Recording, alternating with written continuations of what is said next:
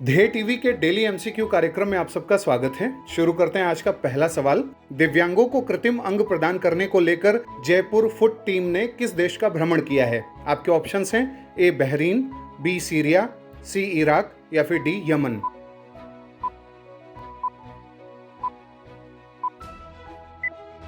इसका उत्तर है बी। व्याख्या देखते हैं। हाल ही में भारत के उपराष्ट्रपति ने कृत्रिम अंग जयपुर फुट फिटमेंट शिविर लगाने के लिए सीरिया जाने वाले भगवान महावीर विकलांग सहायता समिति के 8 लोगों की टीम को हरी झंडी दिखाकर रवाना किया। यह टीम सीरिया के दमिश्क में एक शिविर स्थापित करेगी, जिससे आने वाले 42 दिनों में दिव्यांगों को 600 कृत्रिम अंग प्रदान किए जा सकेंगे। गौरतलब है कि भारत की विदेश नीति में ह्यूमैनिटेरियन असिस्टेंस पर यानी मानवतावादी सहयोग पर, सहायता पर बहुत बल दिया जाता है और उस दृष्टिकोण से यह एक सराहनीय कदम है। भारत अफ्रीका सहित कई अन्य क्षेत्रों में भी इस तरीके से मानवीय सहायता का काम करता रहता है। अब बात करते हैं दूसरे सवाल की। वर्ल्ड ग्रीन इकोनॉमी समिट हाल ही में कहां आयोजित की गई है? आपके ऑप्शंस हैं ए सऊदी अरब, बी संयुक्त अरब अमीरात, सी मोरक्को या फिर डी इटली।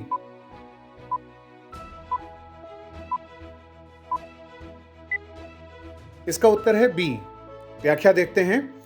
हाल ही में भारत के केंद्रीय पर्यावरण, वन और जलवायु परिवर्तन मंत्री संयुक्त अरब अमीरात में वर्ल्ड ग्रीन इकोनॉमी समिट के दौरान हुई ministerial round table for green economy में शामिल हुए। दुबई में वर्ल्ड ग्रीन इकोनॉमी समिट में भारत के पर्यावरण मंत्री ने कहा है कि भारत कूलिंग एक्शन प्लान बनाने वाला पहला देश है। भारत ने औद्योगिक ऊर्जा दक्षता के लिए उजाला योजना सहित महत्वपूर्ण योजनाओं की पहल की है। भारत ने इस समिट में कहा है कि विभिन्न आर्थिक क्षेत्रों में कार्बन उत्सर्जन में तेजी से कमी करना समय की आवश्यकता है। साथ ही आर्थिक विकास के साथ साथ पर्यावरण और जलवायु लक्ष्यों को संबोधित करने के महत्व पर भी बल दिया है। अब बात करते हैं तीसरे सवाल की। JIMEX 22 समुद्री अभ्यास किन दो देशों के बीच हुआ है? आपके ऑप्शंस हैं ए भारत और जर्मनी, बी भारत सिंगापुर, सी भारत और वियतनाम या फिर डी भारत और जापान।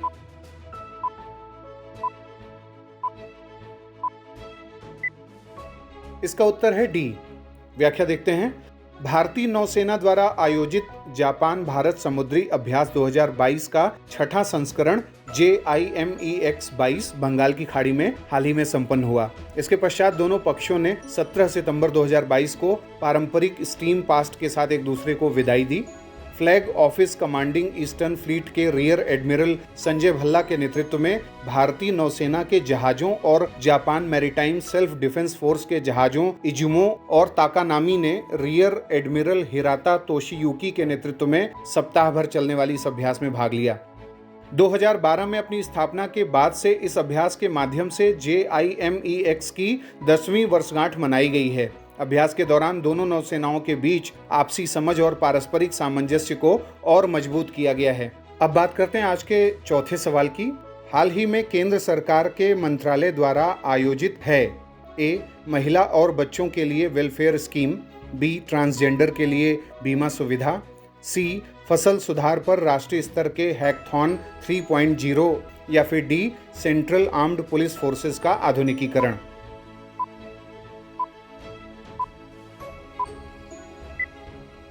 इसका उत्तर है सी। व्याख्या देखते हैं। भारतीय कृषि अनुसंधान परिषद अपनी राष्ट्रीय कृषि उच्च शिक्षा परियोजना के तहत फसल विज्ञान प्रभाग के सहयोग से फसल सुधार के लिए त्वरित प्रजनन को बढ़ावा देने के लिए हैकथॉन 3.0 का आयोजन कर रही है।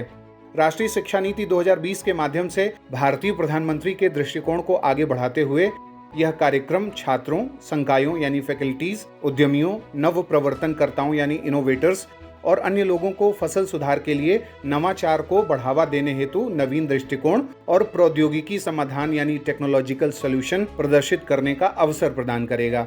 अब बात करते हैं आज के पांचवें और अंतिम सवाल की। हाल ही में तय किया गया है कि सीटाग्लिप्टिन कॉम्बिनेशंस प्रधानमंत्री जन औषधि परियोजना के तहत जन औषधि केंद्रों में बेचे जाएंगे। ये किस रोग से संबंधित औषधि है? आपके ऑप्शंस हैं A cancer, B dementia, C hepatitis या फिर डी डायबिटीज।